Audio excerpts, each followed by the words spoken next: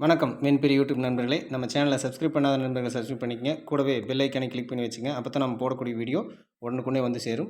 நீங்கள் இன்னும் நம்ம டெலிகிராம் சேனலில் ஜாயின் பண்ணல அப்படின்னா மஸ்ட்டாக ஜாயின் பண்ணிங்க. டிஸ்கிரிப்ஷன்லேயும் ஃபஸ்ட் கமெண்ட்லேயும் பின் பண்ணுறோம். இது நேற்று மேட்சுக்கான விஷயம். கிட்டத்தட்ட நாம் சந்தீப் சர்மா, யாசிர் ஜெய்ஸ்வால் இவங்க எல்லாம் தான் கொடுத்துருந்தோம். நம்ம மென்பர்கள் அதை அழகாகவே யூஸ் பண்ணியிருந்தாங்க. ஒரு சில 1-2 பிக் அப்படிங்கிறதுனால ஜிஎல் நேற்று மிஸ் ஆகியிருந்தது. ஸோ இப்படி தான் இருக்கும். ப்ளஸ் நேற்று நாம் வீடியோலேயே ஒரு சில விஷயம் கொடுத்துருந்தோம். 9 கிரெடிட் பிளேயரை பொறுத்த வரைக்கும் வின்னிங் ஆகிற டீம்லேருந்து கொஞ்சம் பிளேயர்ஸ் வர்றாங்க. ஸோ அந்த ஒரு சீக்வன்ஸ் வந்து ஃபாலோ அப் ஆகுது, அதை யூஸ் பண்ணுங்கள் அப்படிங்கிற மாதிரி சொல்லியிருந்தோம். ஸோ அதே போல் தான் நேற்று நடந்திருந்தது. மொத்தம் 6 பேர்.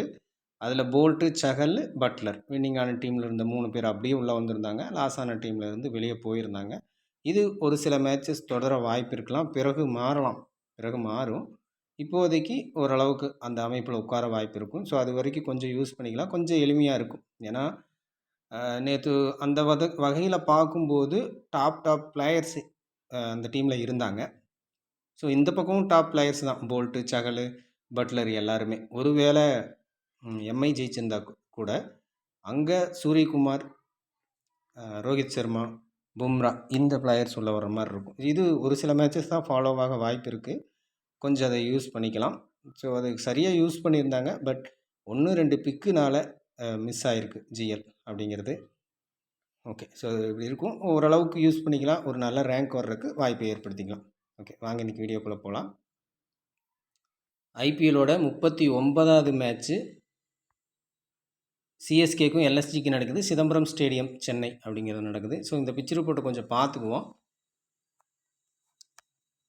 ஸோ டோட்டலாக இங்கே 133 மேட்சஸ் நடந்திருக்குது, டொமஸ்டிக் மேட்சஸ் மட்டும். இதில் batting first 70, batting second 61, 2 match வந்து டை அப்படிங்கிற மாதிரி நடந்திருக்கு. ஆவரேஜ் ஃபஸ்ட்டிங் ஸ்கோர் 158. ஸோ ஃபஸ்ட்டு பேட்டிங்க்கு கொஞ்சம் அட்வான்ஸ் இருக்குது. இதனால் கூட மோரலஸ் பெரிய வேறுபாடு இல்லை, ஓரளவுக்கு ஈக்குவல் அப்படிங்கிற மாதிரி எடுத்துக்கலாம். ஆவரேஜ் ஸ்கோர் 158 அப்படிங்கிற மாதிரி குறைவாக தெரியும்.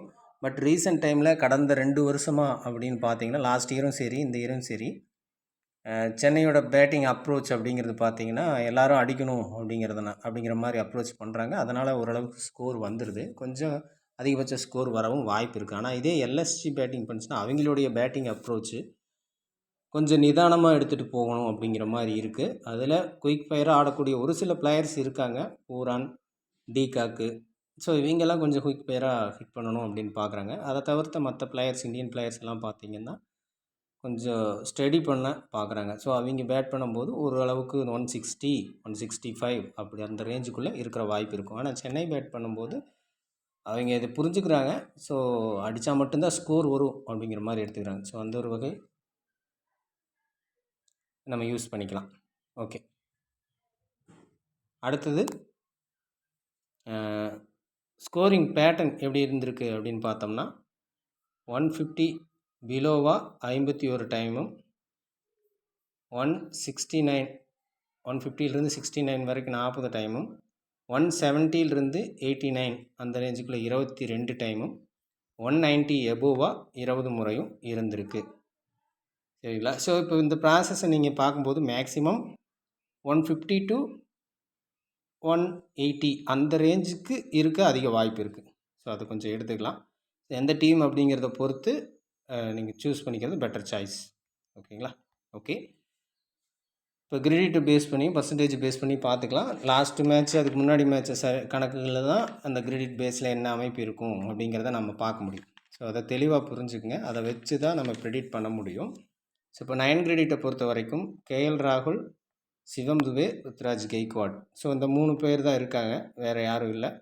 ஸோ இந்த 3 பிளேயர் வரும்போது எல்லாமே ஒரு பிளேயர் மட்டுமே ட்ரீம் டீம் என்டர் ஆகிறது அப்படிங்கிறது அதிகமாக நடந்திருக்கு.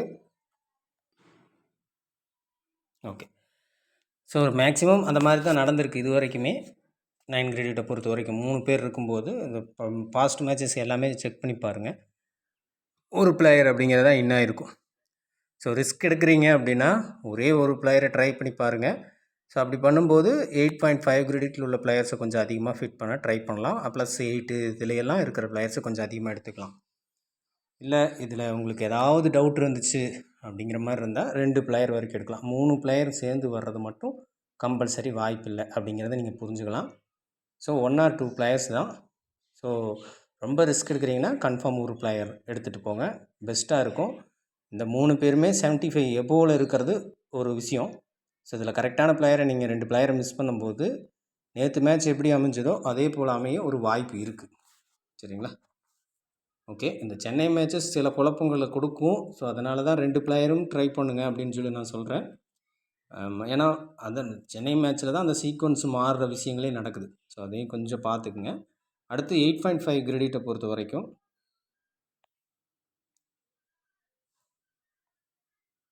ரவீந்திர ஜடேஜா, பத்திரினா.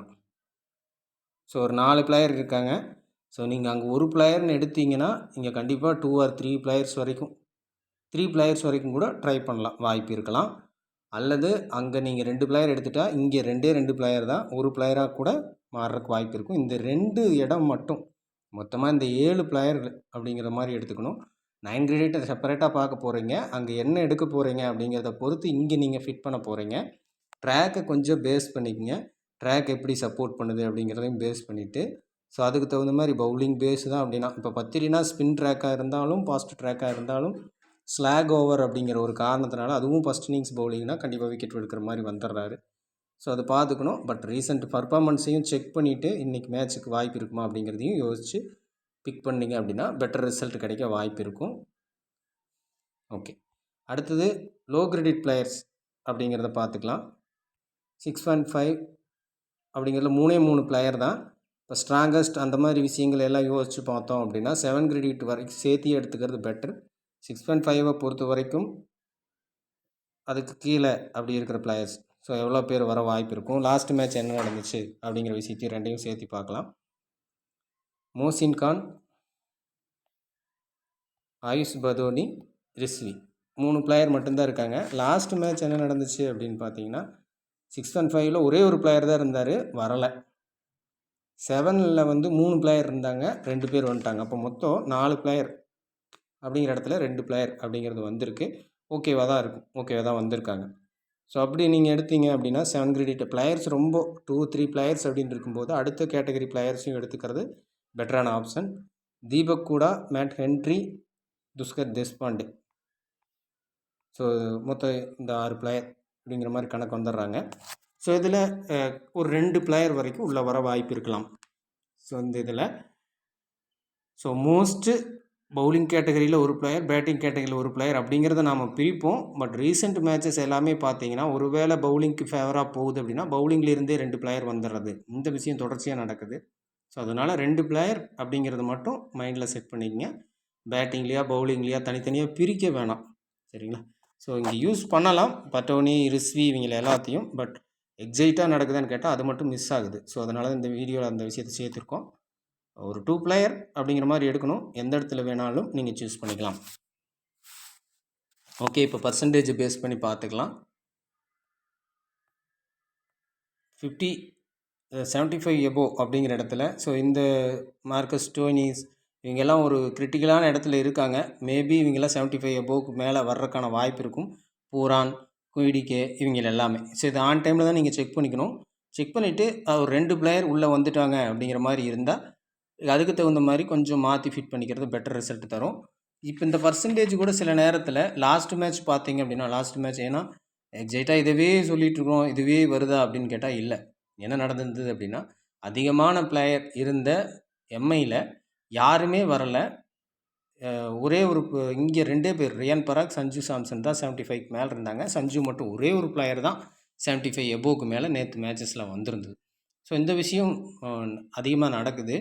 ஸோ வின்னிங் டீமை ப்ரிடிக்ட் பண்ணி தான் நீங்கள் வைக்கணும். இப்போ ஒரு வேளை எம்ஐ வின் பண்ணியிருந்தால் கண்டிப்பாக நிறைய பிளேயர்ஸ் வந்திருப்பாங்க. இப்போவும் அதே போல் தான் சென்னை வின் பண்ணிச்சுன்னா இங்கிருந்து மினிமம் 3 பிளேயர் வர்றதுக்கான வாய்ப்பு அதிகம். இல்லை சென்னை வின் பண்ணல அப்படின்னா இங்கேருந்து ஏதாவது ஒரு பிளேயர் 2 பிளேயர் அப்படிங்கிறதோட நிற்கிறதுக்கும் வாய்ப்பு இருக்கும். ஸோ இது கொஞ்சம் கன்சிடர் பண்ணிக்கணும். நீங்கள் எந்த டீம் வின் பண்ணுற பேஸில் யோசித்து டீம் போடுறீங்களோ அதுக்கு தகுந்த மாதிரி இங்கே பிளேயரை ஃபிட் பண்ணுறது பெட்டர் வாய்ப்பு தரும். ஓகேங்களா? ஸோ மினிமம் ஒரு பிளேயராவது வருவாங்க, அது மாறாது. பட் எந்த டீம் அப்படிங்கிறத யோசித்து அதுக்கு தகுந்த மாதிரி டீமை ஃபிட் பண்ணுறது இப்போ இருக்கிற சீக்வன்ஸுக்கு பெட்டரான ரிசல்ட்டை தர வாய்ப்பு இருக்குது. ஸோ அடுத்தது 52-75 அப்படிங்கிற இடத்துல எம் ரகுமான், ஸ்டோயினிஸ், பாண்டியா, ரவீந்திரா, பூரான், டிகா கிட்டத்தட்ட 6 பிளேயர் இருக்காங்க. ஸோ இதுவும் அதே போல் தான். இந்த 2 ப்ராசஸுமே வின்னிங் டீம்லேருந்து வருது. லாஸிங் டீமில் இருந்தும் இங்கே ஒரு பிளேயர். அப்போது ஒரு வேளை சென்னை லாஸ் ஆனால் கூட ரகுமான், ரவீந்திராவில் ஒரு பிளேயர் கம்பல்சரி வருவாங்க. ஸோ இதுவும் கண்டினியூவாக ஃபாலோ ஆகுது.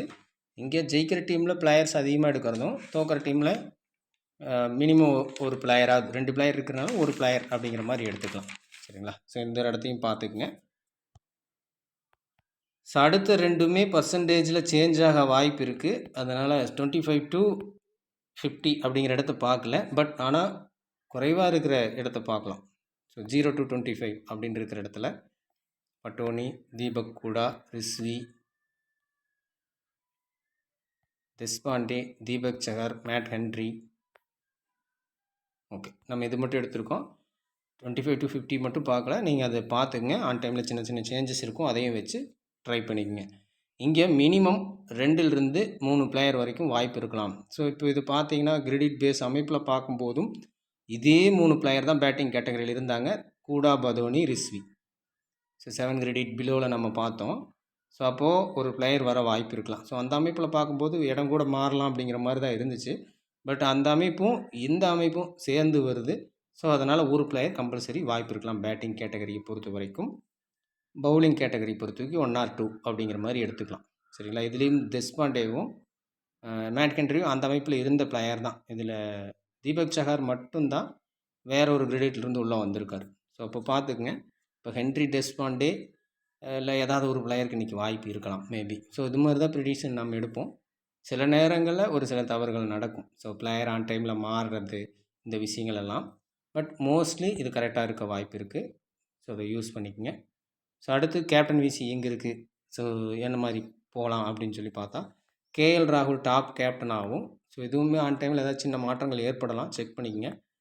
ரவீந்திர ஜடேஜா டாப் விசியாகவும் இருக்கார். ஸோ இந்த 2 பேர் தான் இருக்காங்க. ஸோ இந்த மாதிரி அமைப்பு இருக்கும்போது பிச் ரிப்போர்ட்டை கொஞ்சம் கன்சிடர் பண்ணிக்கணும். ஃபஸ்ட்டு ப்ரியாரிட்டி நம்ம எப்பவுமே சொல்கிறது தான், கீப்பிங்கில் கேப்டன் இருக்கும்போது கீப்பிங்கில் இருக்கிற பிளேயர்ஸ் அதர் பிளேயர்ஸை கூட யூஸ் பண்ணி பார்க்கலாம், தவறில்லை. பட் ஆல்ரவுண்டருக்குன்னு வாய்ப்புகளும் ஏற்படுத்தி பார்க்கலாம் இந்த மாதிரி அமைப்பில் இருக்கும்போது. இது மட்டும் கொஞ்சம் பிச் ரிப்போர்ட்டை சார்ந்து கன்சிடர் பண்ணுறது பெட்டரான ஆப்ஷன். புதுசாக ப்ளே பண்ணி ரெஸ்ட் எடுத்து உள்ளே வர்ற பிளேயர்ஸ் தொடர்ச்சியாக கேப்டன் ஆப்ஷனில், விசி ஆப்ஷனில் உள்ளே வந்துட்டுருக்காங்க. அந்த மாதிரி பிளேயர்ஸை கன்சிடர் பண்ணலாம். ஸோ அவங்களுக்கு அந்த கிரவுண்டும் சூட்டபிளாக இருக்குமா அப்படிங்கிற விஷயத்தையும் யோசித்து கன்சிடர் பண்ணுறது பெட்டர் ஆப்ஷன் தரும். மோஸ்ட்லி கேப்டன் வாய்ப்பு அப்படிங்கிறது விக்கெட் கீப்பிங் செக்ஷனும் ஓகே தான், ஆல்ரவுண்டர் செக்ஷனும் ஓகே தான். இந்த கிரவுண்டு அப்படின்னு சொல்லி யோசிக்கும்போது நம்ம நினைப்பது போல் ஸ்பின் ட்ராக் கொடுக்கும் பட்சத்தில் பவுலிங், ஆல்ரவுண்டர், அதை விட்டால் கீப்பர் ஆப்ஷன் பேட் அப்படிங்கிற இடத்துல கீப்பர் ஆப்ஷனில் கேப்டன் அப்படிங்கிறது கொஞ்சம் டஃப் திங்கு தான். ஸோ மோஸ்ட்லி ஆல்ரவுண்டர் பவுலர்ஸ் அப்படிங்கிற இடத்துல இருக்க வாய்ப்பு இருக்குது. ரீசெண்டாக கொடுத்துருக்கிற ட்ராக்கை பார்க்கும்போது பேட்டிங் பேஸில் ஒரு சில பிளேயர்ஸை கேப்டனாக யூஸ் பண்ணுறது பெட்டர் ஆப்ஷனாக இருக்கும். ஓகே, மீண்டும் அடுத்த வீடியோவில் சந்திப்போம். நன்றி, வணக்கம்.